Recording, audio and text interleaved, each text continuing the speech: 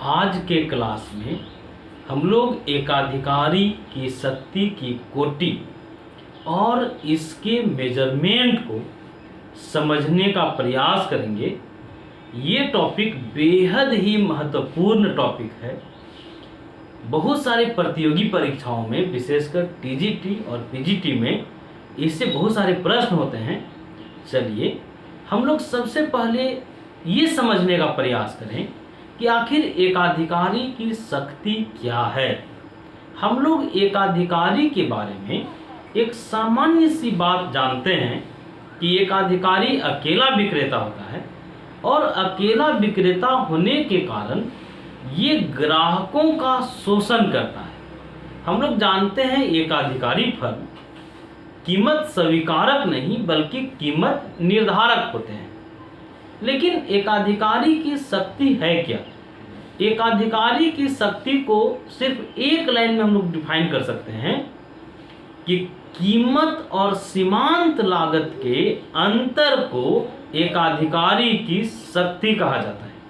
एक बार रिपीट करते हैं, एआर और एएमसी के अंतर को हम लोग एकाधिकारी की शक्ति कहते हैं। दूसरे शब्दों में हम लोग कह लीजिए कि कोई भी विक्रेता सीमांत लागत से अगर अधिक कीमत प्राप्त कर रहा है, इसका मतलब है कि वहां एकाधिकारी की शक्ति मौजूद है।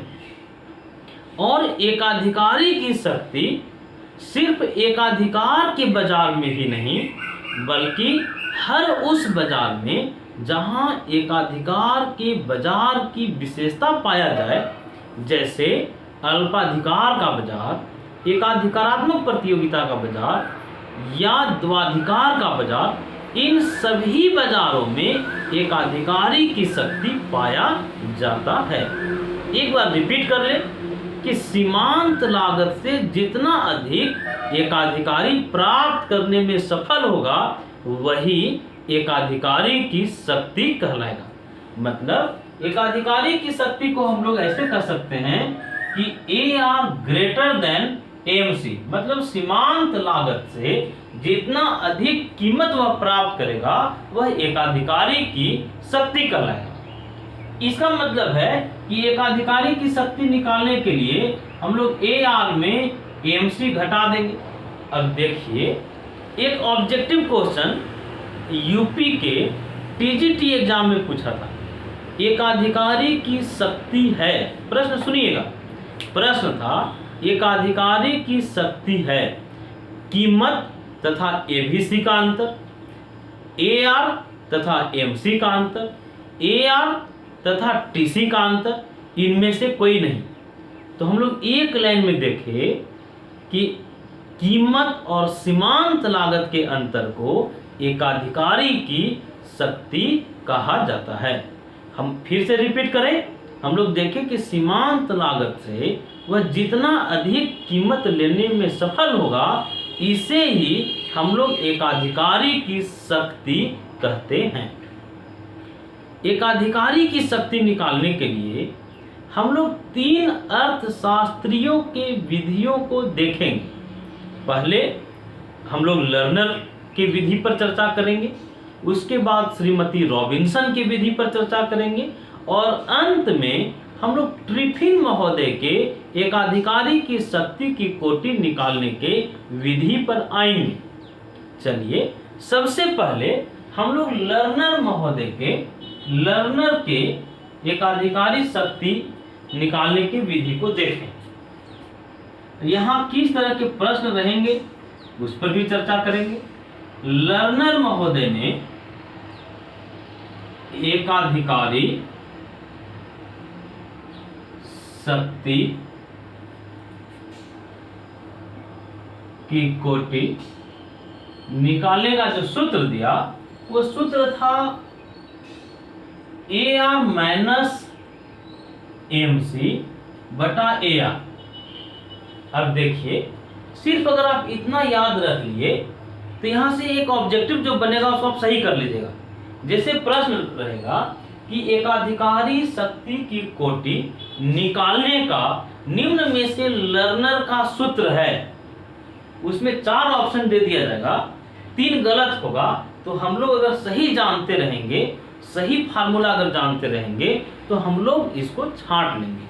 लर्नर महोदय ने एकाधिकारी की शक्ति की कोटि निकालने का सूत्र क्या दिया?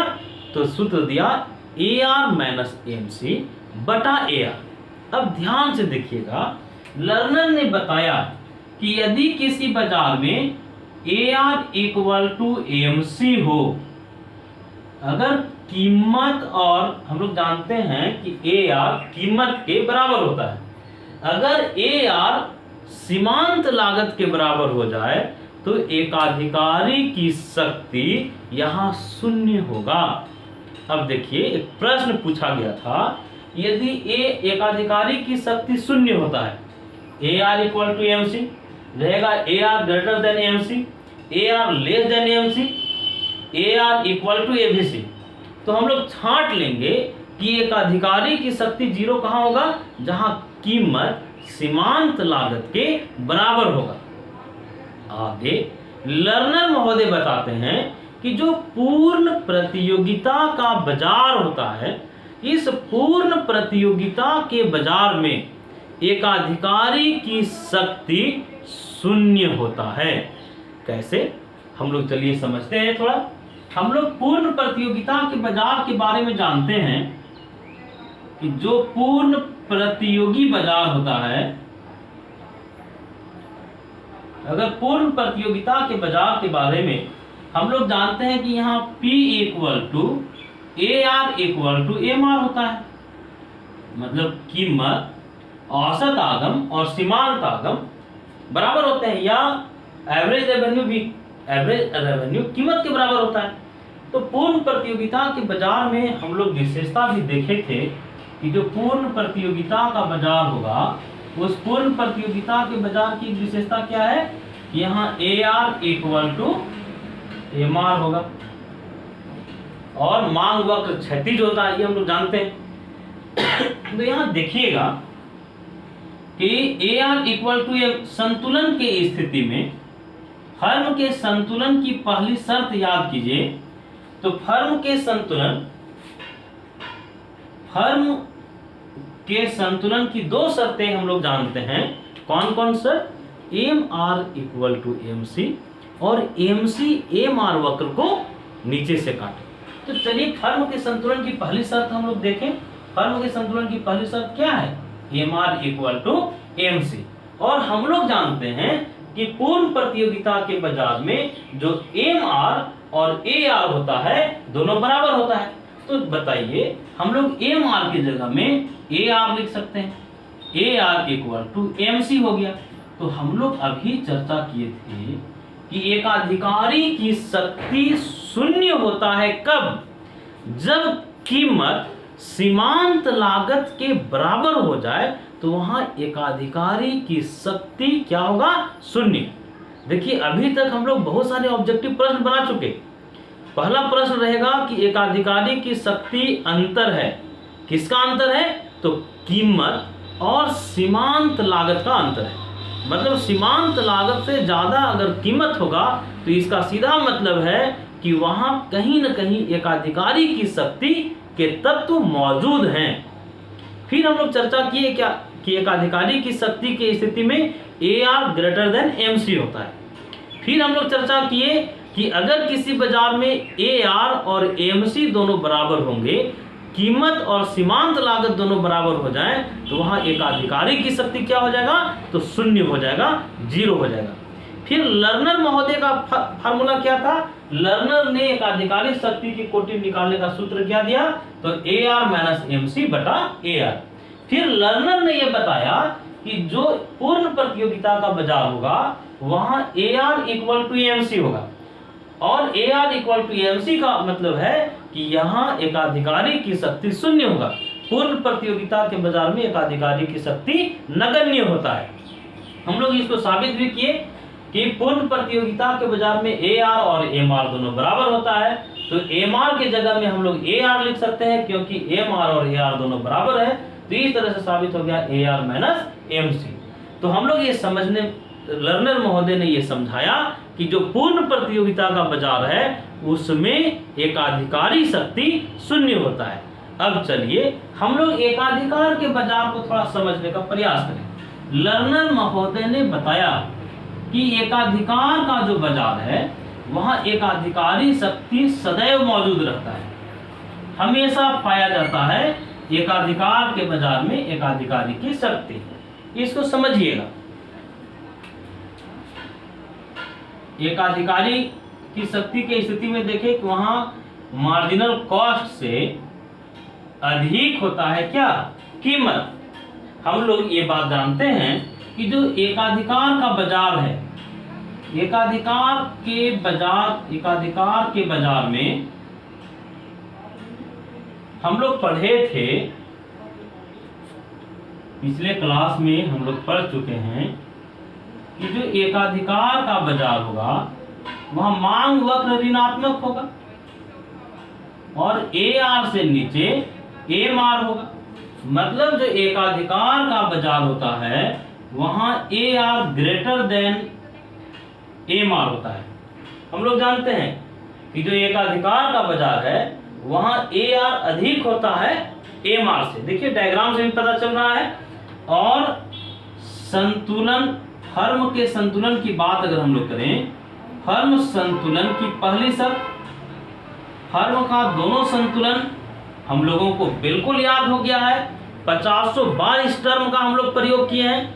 फर्म के संतुलन की दो शर्तें, MR इक्वल टू MC और MC MR को नीचे से काटे। MC MR को नीचे से काटने का मतलब कि MC वक्र का स्लोप MR वक्र के स्लोप से अधिक होगा। तो फर्म के संतुलन की पहली शर्त हम लोग जानते हैं MR इक्वल टू MC। तो यहां देखिए कि जब संतुलन की स्थिति में MR और MC दोनों बराबर होता है तो हम लोग MR के जगह में MC लिख सकते हैं। कैसे MC लिख दिए MR के जगह में? संतुलन के स्थिति में, फर्म के संतुलन की स्थिति में MR और MC बराबर होता है। किस स्थिति में? तो फर्म के संतुलन की स्थिति में। तो यहाँ MC और MR जब बराबर है तो हम लोग MR के जगह में क्या लिख दिए? MC। तो इसका मतलब लर्नर महोदय ने ये साबित किया, या लर्नर ये साबित करने में सफल हो गए कि जो एकाधिकार का बाजार होता है, इस एकाधिकार के बाजार में एकाधिकारी शक्ति सदैव मौजूद रहता है। अब चलिए हम लोग ये देख लिए कि एकाधिकारी शक्ति शून्य कब हो जाता है।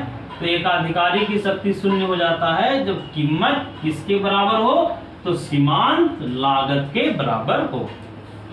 चलिए हम लोग अपने चर्चा को समाप्त कर लिए। लर्नर ने एकाधिकारी शक्ति की कोटि मापने का जो सूत्र बताया उस पर हम लोग एक विस्तृत चर्चा कर लिए। अब चलिए हम लोग श्रीमती रॉबिन्सन की एकाधिकारी शक्ति मापने के विधि की ओर आए। श्रीमती रॉबिन्सन की विधि देखा जाए। श्रीमती रॉबिन्सन ने एकाधिकारी की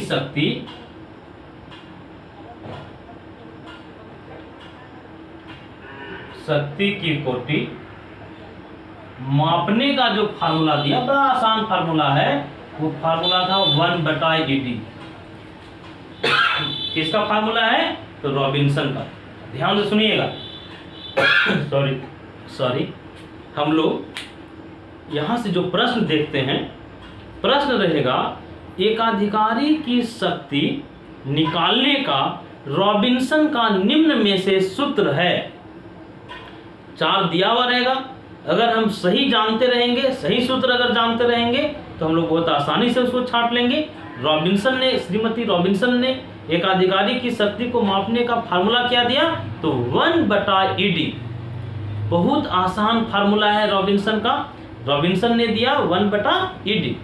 और रॉबिन्सन का जो कहना था कि मांग की लोच और एकाधिकारी के शक्ति में इनवर्स रिलेशन है। अब देखिए यहां से प्रश्न रहेगा, रॉबिन्सन के अनुसार एकाधिकारी की शक्ति और मांग की लोच में कैसा संबंध है? धनात्मक, ऋणात्मक, तटस्थ, इनमें से कोई नहीं। तो हम लोग देखें कि रॉबिन्सन ने यह बताया कि एकाधिकारी की शक्ति और मांग के लोच में इनवर्स रिलेशन है। मतलब रॉबिन्सन का ये मानना था कि यदि मांग की लोच अधिक होगा तो एकाधिकारी शक्ति कम होगा। इसको ध्यान से देखिएगा, यदि ईडी बढ़ेगा तो एकाधिकारी की शक्ति घटेगा। इसका उल्टा, यदि मांग की लोच घटेगा तो एकाधिकारी की शक्ति बढ़ेगा। तो ईडी में और एकाधिकारी शक्ति में रॉबिन्सन ने कैसा संबंध बताया? तो इनवर्स रिलेशन। ईडी का मतलब क्या है? Elasticity of demand. तो हम लोग रॉबिन्सन के सूत्र को देख लिए, लर्नर के सूत्र को देख लिए। अब यहां जो ध्यान देने वाली बात है कि लर्नर और रॉबिन्सन ने एकाधिकारी की शक्ति की कोटि के माप के लिए जो दो अलग अलग सूत्र दिए, दोनों में कोई भी अंतर नहीं है। अगर हम लोग लर्नर के सूत्र और रॉबिन्सन के सूत्र का गणितीय विश्लेषण करेंगे तो ये पाएंगे कि दोनों ही अर्थशास्त्री, दोनों ही अर्थचिंतक एकाधिकारी की शक्ति की कोटि निकालने में विचारधारा के धरातल पर एक ही जगह खड़े हैं। मतलब लर्नर और रॉबिन्सन में तनिक भी अंतर नहीं है। चलिए हम लोग इसको समझने का प्रयास करें कि रॉबिन्सन और लर्नर में कोई अंतर नहीं है। कैसे नहीं है, इसको हम लोग अभी समझेंगे। लर्नर का सूत्र क्या था? एकाधिकारी शक्ति की कोटि, डिग्री ऑफ मोनोपोली पावर क्या था? तो AR माइनस AMC बटा AR। ये फार्मूला किसने दिया? तो लर्नर ने। अब हम लोग जानते हैं फर्म के संतुलन की पहली शर्त, फर्म के संतुलन की पहली शर्त क्या है? बार बार हम लोग प्रयोग कर रहे हैं, MR इक्वल टू AMC। अब यहां देखिएगा, हम लोग इसको ऐसे भी लिख सकते हैं, AR माइनस AMC के जगह में MR लिख दिए बटा AR। यहां प्रश्न उठ सकता है कि AMC के जगह में MR क्यों लिखे? क्योंकि फर्म के संतुलन की पहली शर्त क्या है? MR equal to AMC।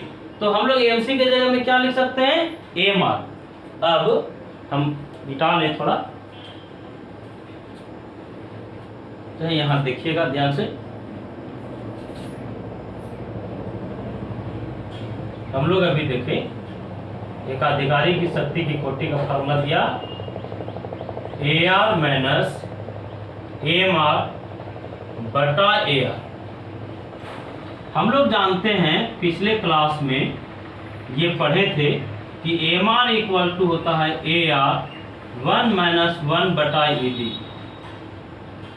अगर ये टर्म आपको समझने में दिक्कत हो रहा हो तो हमारा एक वीडियो था, एक वीडियो क्लास हम उपलब्ध करवाए थे, ED इक्वल टू AR बटा AR माइनस MR। हम लोग मांग की लोच, औसत आगम और सीमांत आगम में रिलेशन पर एक अलग से हमारा वीडियो क्लास है, उसको आप देख लीजिएगा। यहाँ हम लोग देखे थे कि इस क्लास में हम लोग ये साबित कर चुके थे कि AMR इक्वल टू होगा AR 1 माइनस 1 बटा ED। चलिए हम लोग AMR के इस वैल्यू को यहाँ पुट करते हैं, क्या हो जाएगा? AR माइनस AMR की जगह में हम लोग लिख सकते हैं ए आर 1 माइनस 1 बटा ई डी बटा ए आर। चलिए ब्रैकेट तोड़ते हैं, ए आर माइनस ए आर को 1 से अगर गुना कर देंगे तो ए आर को इससे गुना करते हैं, माइनस माइनस प्लस हो जाएगा, ये हो गया ए आर बटा ए डी बटा ए आर, मतलब ए आर और ए आर कट गया, क्या बचा ए आर बटा ए डी, इसको लिख सकते हैं बटा 1 बटा ए आर, ये ए आर और ए आर कट गया इक्वल टू 1 बटा ए डी। तो इस मैथमेटिकल कैलकुलेशन से हम लोग ये समझे कि श्रीमती रॉबिन्सन ने एकाधिकारी की शक्ति की माप के लिए फार्मूला दिया था 1 बटा ई डी, और लर्नर ने क्या दिया था A R minus M C बटा ए आर। दोनों में कोई अंतर नहीं है, दोनों एक ही निष्कर्ष पर पहुंचते हैं। अब यहाँ से जो ऑब्जेक्टिव रह सकता है, हम आपसे फिर से पूछ लें, एकाधिकारी शक्ति शून्य कब होगा? जब कीमत किसके बराबर हो जाएगा? सीमांत लागत के। एकाधिकारी की शक्ति को एक लाइन में कैसे डिफाइन किए थे कि कीमत और सीमांत लागत के अंतर को एकाधिकारी की शक्ति कहते हैं। सीमांत लागत से जितना ज़्यादा कीमत वो लेने में सफल हो जाएगा, इसका मतलब एकाधिकारी की शक्ति उतना ही अधिक होगा। फिर हम लोग देखें रॉबिन्सन ने मांग की लोच और एकाधिकारी शक्ति में कैसा रिलेशन बताया, तो इनवर्स रिलेशन बताया। अब चलिए हम लोग ट्रिफिन महोदय, ट्रिफिन ने एकाधिकारी की शक्ति को मापने के लिए जो फार्मूला दिया, हम लोग उसको समझने का प्रयास करें कि एकाधिकारी की शक्ति को मापने के लिए ट्रिफिन महोदय का तरीका क्या था। हम लोग ट्रिफिन के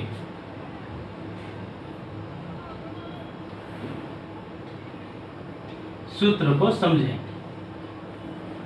ट्रिफिन महोदय ने एकाधिकारी की शक्ति को मापने के लिए किसका प्रयोग किया? तो मांग की आड़ी लोच का प्रयोग किया। किसका प्रयोग किया? तो मांग की आड़ी लोच। ट्रिफिन महोदय एकाधिकारी की शक्ति की कोटि को मापने के लिए मांग की आड़ी लोच का प्रयोग किया। अब यहां ध्यान देना है, ट्रिफिन ने आड़ी लोच का प्रयोग किया। यहां से ऑब्जेक्टिव बनेगा कि मांग की आड़ी लोच का प्रयोग एकाधिकारी की शक्ति की कोटि निकालने में किसने किया? तो हम लोग देखें, ट्रिफिन ने। मांग की लोच का प्रयोग तो श्रीमती रॉबिन्सन ने। श्रीमती रॉबिन्सन का फार्मूला क्या था? तो श्रीमती रॉबिन्सन का फार्मूला था 1 बटा ई डी। बताइए लर्नर का सूत्र क्या था? तो लर्नर का सूत्र था A R minus M C बटा A R. A R minus M C बटा ए आर। हम कई राउंड दोहरा रहे हैं ताकि एकदम आपके दिमाग में ये बात बैठ जाए, घर कर जाए। हम लोग 3 फार्मूला देखे अभी तक। पहला लर्नर, दूसरा रॉबिन्सन और तीसरा ट्रिफिन। ट्रिफिन ने एकाधिकारी की शक्ति को मापने में किसका प्रयोग किया? तो प्रयोग किया मांग की आड़ी लोच का। और इन्होंने बताया, ट्रिफिन ने बताया कि यदि आड़ी लोच अधिक होगा, किसी बाजार में मांग की आड़ी लोच यदि अधिक होता है तो उस बाजार में एकाधिकारी की शक्ति कम होता है। ध्यान से सुनिएगा, मांग की आड़ी लोच के संदर्भ में इन्होंने क्या कहा कि यदि किसी बाजार में मांग की आड़ी लोच ज्यादा रहेगा तो मांग की आड़ी लोच ज्यादा रहने से एकाधिकारी की शक्ति कम होगा। इसका उल्टा भी इन्होंने बताया। हम लोग ये जानते हैं कि यदि किसी बाजार में किसी वस्तु का प्रतिस्थापक वस्तु प्रचुर मात्रा में रहे, किसी बाजार में यदि किसी वस्तु का प्रतिस्थापक वस्तु अगर बहुत रहेगा तो उस बाजार में मांग की आड़ी लोच अधिक होगा। तो हम लोग यहाँ देखें कि ट्रिफिन महोदय ने समझाया कि अगर आड़ी लोच ज्यादा तो एकाधिकारी की शक्ति कम। इसका उल्टा, यदि आड़ी लोच कम तो एकाधिकारी की शक्ति ज्यादा। आड़ी लोच में और एकाधिकारी के शक्ति में ट्रिफिन ने कैसे रिलेशन का चर्चा किया? तो इनवर्स रिलेशन का चर्चा किया। फिर हम लोग देखें कि ट्रिफिन का मानना था कि जो एकाधिकार का बाजार होता है, इस एकाधिकार के बाजार में, जिस बाजार में प्योर एकाधिकार होगा, पूर्ण एकाधिकार होगा, उस बाजार में मांग की आड़ी लोच 0 होता है। हम लोग पिछले क्लास में भी चर्चा किए थे कि जिस बाजार में एकाधिकार होता है या एकाधिकार का जो बाजार होता है, वहां मांग की आड़ी लोच क्या होगा? तो 0 होगा। क्यों 0 होगा? इस पर भी चर्चा किए थे कि जो एकाधिकार का बाजार है वहां प्रतिस्थापक वस्तु उपलब्ध नहीं रहता है। जब प्रतिस्थापक वस्तु रहेगा ही नहीं तो मांग की आड़ी लोच 0 हो जाएगा। हम लोग आड़ी लोच के बारे में जानते हैं कि एक वस्तु के कीमत में परिवर्तन का दूसरे वस्तु के मांग पर क्या प्रभाव पड़ेगा, इसकी व्याख्या मांग की आड़ी लोच करता है। मतलब हम लोग ये देखें कि एकाधिकार के बाजार में प्रतिस्थापक वस्तु है ही नहीं, इसलिए वहां आड़ी लोच क्या होगा? तो 0 होगा। यहाँ एक ऑब्जेक्टिव प्रश्न है, ये किस बाजार में? तो एकाधिकार में। एकाधिकार के बाजार में आड़ी लोच क्या होता है? 0। लेकिन यदि पूर्ण प्रतियोगिता के बाजार की बात करें, पूर्ण प्रतियोगिता का जो बाजार होता है, उस पूर्ण प्रतियोगिता के बाजार में आड़ी लोच इक्वल टू इन्फिनिटिव होता है। इन्फिनिटिव क्यों होता है? क्योंकि जो पूर्ण प्रतियोगिता का बाजार है, इस पूर्ण प्रतियोगिता के बाजार में प्रतिस्थापक वस्तुएं मौजूद होती है, प्रचुर मात्रा में मौजूद होती है। इसलिए पूर्ण प्रतियोगिता के बाजार में मांग की आड़ी लोच इन्फिनिटिव होगा। अब यहां से ऑब्जेक्टिव रहेगा, पूर्ण प्रतियोगिता के बाजार में मांग की आड़ी लोच पाया जाता है, तो इसका जवाब क्या होगा? इन्फिनिटिव। एकाधिकार के बाजार में मांग की आड़ी लोच पाया जाता है, तो 0। आड़ी लोच का प्रयोग एकाधिकारी शक्ति निकालने में कौन अर्थशास्त्री किए? तो ट्रिफिन। आड़ी लोच और एकाधिकारी शक्ति के बीच में ट्रिफिन ने कैसा रिलेशन बताया? तो इनवर्स रिलेशन बताया। चलिए हम लोग एक बार सिलसिलेवार तरीके से लर्नर, रॉबिन्सन और ट्रिफिन के सूत्र को दोहरा लें। अगर आप हमारे इस वीडियो क्लास को बहुत ध्यान से सुने होंगे तो आज के क्लास में 20 ऑब्जेक्टिव हम ढूंढ कर आपके सामने ले आए। एकाधिकारी शक्ति से हम शुरू करें। एकाधिकारी शक्ति कब होगा? जब सीमांत लागत से कीमत ज्यादा रहेगा तो वहां एकाधिकारी शक्ति पाया जाएगा। एकाधिकारी शक्ति 0 कहां हो जाएगा? जहां AR इक्वल टू MC हो जाएगा। हम लोग साबित किए कि पूर्ण प्रतियोगिता के बाजार में एकाधिकारी शक्ति 0। हम लोग साबित किए कि एकाधिकार के बाजार में हमेशा एकाधिकारी शक्ति पाया जाएगा। लर्नर महोदय का सूत्र क्या था? तो AR माइनस MC बटा AR, AR माइनस MC बटा AR। फिर हम लोग फार्मूला किसका देखे? रॉबिन्सन का, 1 बटा ED।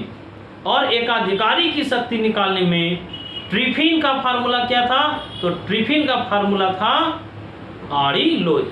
मतलब इन्होंने किसका प्रयोग किया था एकाधिकारी की शक्ति की कोटि निकालने के लिए? आड़ी लोच। किस बाजार में मांग की आड़ी लोच इन्फिनिटिव होता है? तो पूर्ण प्रतियोगिता में। किस बाजार में मांग की आड़ी लोच 0 होता है? तो एकाधिकार के बाजार में। चलिए आप लोग अपने पढ़ाई के क्रम को आगे बढ़ाइए। हम अगले प्रश्न में फिर आपके साथ चर्चा में सम्मिलित होंगे। धन्यवाद।